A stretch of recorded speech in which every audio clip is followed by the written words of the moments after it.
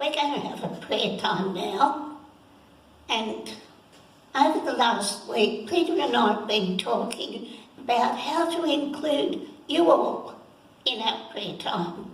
You know that when we have a prayer time in the church normally, we often have a space for everybody in the congregation who feels they want to pray to do so.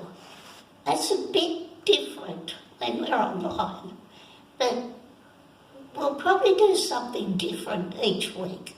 But this morning, what we want to do, to give you an opportunity to pray and bring to the Lord the things that are really on your mind right now.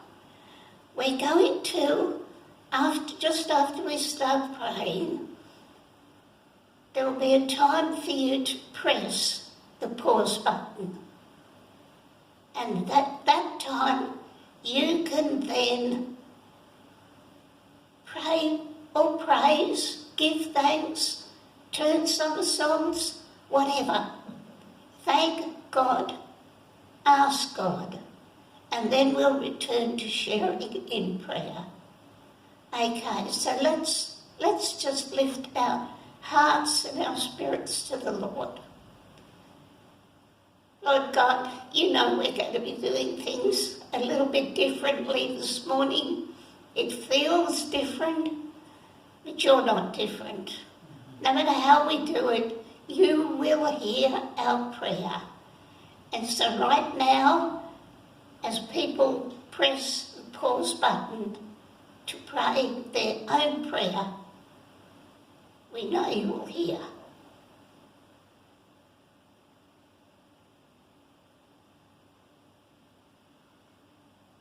Oh, Father, thank you that you have heard. Thank you that you go on hearing. Thank you that we just have to say the words, Father.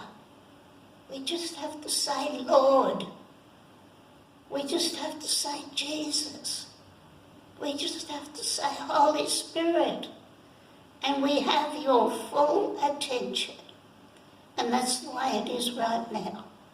We have your full attention. And right now we just want you to bless us as we worship you. We know you will. We have had, as I mentioned before, a hard week. You know that it's just what it's been like for the two of our church family that have been having chemotherapy. You know what it's been like for others in the church that haven't been well. You know what it's been like for those that have had obstacles put in the way of continuing in ministry. But you have overcome every problem.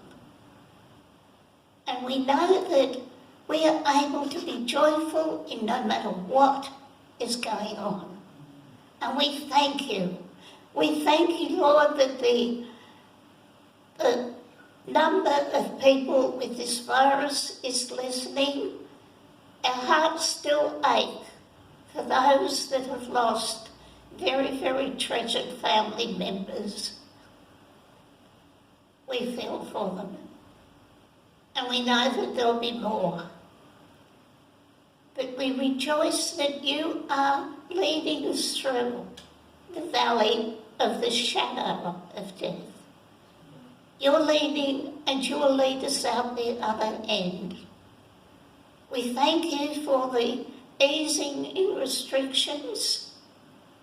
We thank you that as we continue to be sensible, there will be further easings of restrictions. But Lord, it's not all about this coronavirus. We're here because of our relationship with you. We're your children. We're your church. We're the bride of Christ. And we're here to worship you.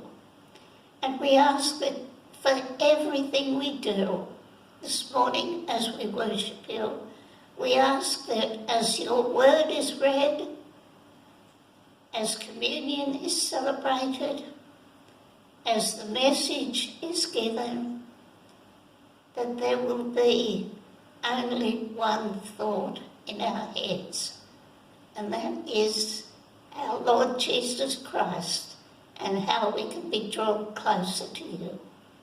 Draw us closer, make us stronger, build us up, and in your time return us all a larger, stronger church than we ever were before. Amen.